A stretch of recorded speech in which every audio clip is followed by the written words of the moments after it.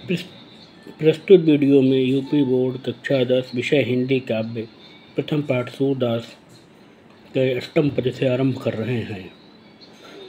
प्रस्तुत पद में जब उद्धव श्री कृष्ण के कहने से गोपिकाओं को यह समझाने के लिए गए कि अब वे श्री कृष्ण के प्रति मोह को छोड़ दें, तब गोपिकाओं ने उद्धव से कहा, ऊधव मनन भय 10-20 एक हुतव सो गयो श्याम संकौ अपराध है ईस इंद्रिय शिथिल भई केशव बिनु ज्यों देही बिनु शीस आशा लागे रहति तन श्वासा जीव ही कोटि बरीस तुम तव सखा श्याम सुंदर के सकल जोग के ईस सूर हमारे नंद नंदन बिनु और नहीं जगदीश।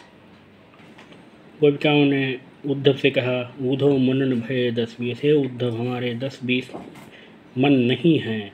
एक हो तो एक ही मन था, सो गयो श्याम संग, जो कि श्याम अर्थात श्री कृष्ण के साथ चला गया है। को अपराध है ईस, अब हमारा कौन सा मन ईश्वर की उपासना कर सकता है, आराधना कर सकता है। इंद्रिय शिथिल भई केशव बिनु, केशव अर्थात श्री कृष्ण के बिना हमारी सभी इंद्रियां, संपूर्ण शरीर शिथिल पड़ गया है, निष्क्रिय हो गया है। जो देही बिनु शीस, जैसे सिर के बिना देह निष्क्रिय हो जाती है, शरीर निष्क्रिय निष्प्राण हो जाता है, वैसे ही केशव अर्थात श्री कृष्ण के बिना हमारी समस्त इंद्रियां निष्क्रिय शिथिल हो गई हैं। आशा लाग रहत तनु श्वासा, जब तक हमारी सांस केवल इस आशा में चल रही है, हम आशा लाग रहति तनु श्वासा जीव ही कोटि बरीस, हमारे शरीर में आशा रूपी सांस केवल इसलिए चल रही है कि हम चाहे करोड़ों वर्ष तक जिए, परंतु श्री कृष्ण अवश्य आएंगे, चाहे हमें उसके लिए कितना भी प्रतीक्षा करनी पड़े। तुम तो सखा श्याम सुंदर के सकल योग के ईश, हे उद्धव, तुम तो श्री कृष्ण के यथा श्याम सुंदर के मित्र हो और समस्त योग शास्त्र के ज्ञाता हो। सूर हमारे नंद नंदन बिनु और नहीं जगदीश, परंतु हमारे श्री कृष्ण वास्तव में हमारे लिए केवल नंद के पुत्र हैं, वे हमारे लिए सर्वोच्च ईश्वर हैं, उनके अतिरिक्त हमारे लिए कोई अन्य ईश्वर नहीं है। नवम पद प्रस्तुत है। ऊधव जाहु तुम्हि हम जाने श्याम तुम्हि है कौन ही पठयो तुम हो बीच भुलाने ब्रज नारिन को सौ जोग कहत हो बात कहत न ल जाने बड़े लोग न विवेक तुम्हारे ऐसे भय अयाने हम सौ कही लई हम सही कह जी गुण लेहु सयाने कहाँ अबला कहाँ दशा दिगंबर मस्त करो पहचाने साँच कहो तुमको अपनी सौ बूझती बात निदाने सूर श्याम जब तुम्हें पठायो तब ने कहूँ मुस्काने।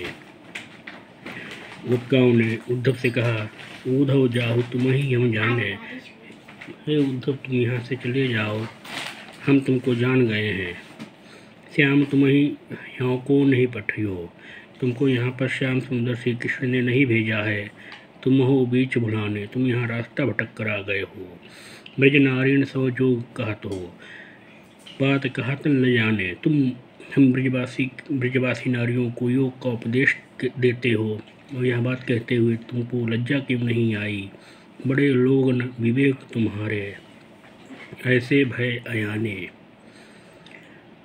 भले ही तुम बुद्धिमान और ज्ञानी हो, परंतु तुम अविवेकी हो, तुम में विवेक नहीं है, इसलिए तुम ऐसे अज्ञानपूर्ण बातें कर रहे हो। हम सो कही लई हम सही कहे, तुमने हमसे कहा तो हम लोगों ने सहन कर लिया। जी गुण लेहु सयाने, परंतु अन्य कोई गोपी नहीं सहन करेगी। कहाँ अबला कहाँ दशा दिगंबर, कहाँ हम अबला और कहाँ योग की दिगंबरावस्था, नष्ट करो पहचाने। अब तुम चुप हो जाओ और जो कुछ कहना सोच समझ कर ही कहना। साच कहूँ तुम कहो अपनी सौ, बूझती बात निदाने। हम अपनी शपथ दे करके तुमसे कह रही हूँ, तुम सत्य सत्य बताना, सच सच बताना। सूर श्याम जब तुम्हें पठायो, तब ने कहूँ मुस्काने। क्या जब श्याम सुंदर श्री कृष्ण ने तुमको यहाँ भेजा था तो कहीं वह मुस्कुरा तो नहीं रहे थे। दसम प्रस्तुत है, जिसमें श्री सूरदास ने सगुण ब्रह्म का प्रतिपादन किया है, निर्गुण ब्रह्म का खंडन किया है। निर्गुण कौन देश को वासी, मधुकर कही समुझाई सहोदय, बूझति साचन हासी। को है जनक को है जननी, कौन नारी को दासी। कैसो वरन वेश है कैसो, कि रसमय अभिलाषी। पावै गौ पुन कियो आपनो, जो रे करे गौ गासी। सुनत मौन भय रहियो बावरो, सूर सबय मति नासी। प्रस्तुत पद में गोपिकाओं के माध्यम से सूरदास ने निर्गुण ब्रह्म का खंडन करते हुए कहा है कि निर्गुण कौन देश को वासी, निर्गुण ब्रह्म किस देश का, किस स्थान का निवासी है। मधुकर कही समुझाई सौह दे, बूझति साचन हासी। हे उद्धव, हम तुमको शपथ दे करके तुमसे पूछ रही हैं,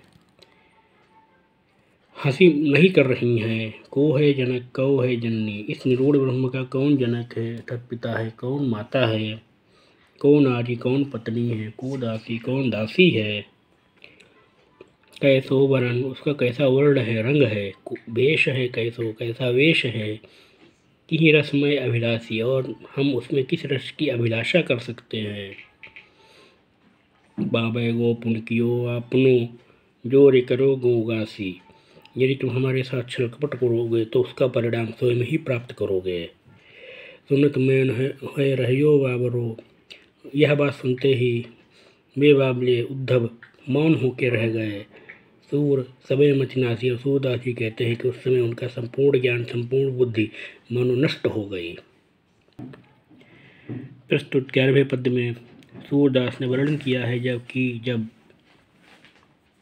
ब्रज को छोड़ करके श्री कृष्ण अपनी माता देवकी के पास रहने चले गए, तब माता यशोदा ने एक पथिक के द्वारा यशोदा के लिए श्री कृष्ण के प्रति संदेश प्रेषित किया है। उसी संदेश का वर्णन प्रस्तुत पद में है।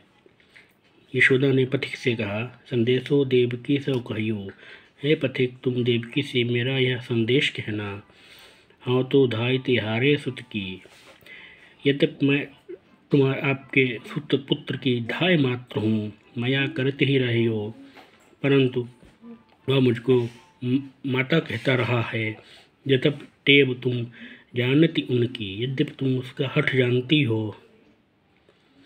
तो मोह कहे कही आवे, फिर भी मैं कुछ कहना चाहती हूँ। प्रातः हो तो मेरे लाल लड़ाईते माखन रोटी भावे। प्रातःकाल होते ही मेरे पुत्र श्री कृष्ण को मक्खन रोटी प्रिय है। तेल उबटनो और तातु जल, तेल उबटन और गर्म जल को ताही देख बच जाते, देखते ही भाग जाते हैं। जो जो ही मांगत सोई सोई देती, क्रम क्रम करके नहाते, और नहाते समय वह जो जो कुछ चीज़ें मांगते हैं मैं क्रमशः उनको देती हूँ, और तब वो स्नान करते हैं। सूर पथे सुनी मोह रैनी रैन दिन, गड्ढियो रात उर सोच। यशोदा ने कहा कि हे पथिक सुनो, मुझको रात दिन यही सोच लगी रहती है, यही चिंता रहती है। मेरो अलग लड़ाई तो मोहन, मेरा मोहन अत्यंत प्रिय है। यह है करत संकोच कि मथुरा में माता यशोदा के पास उसको कोई भी चीज़ मांगते समय संकोच तो नहीं लगता होगा।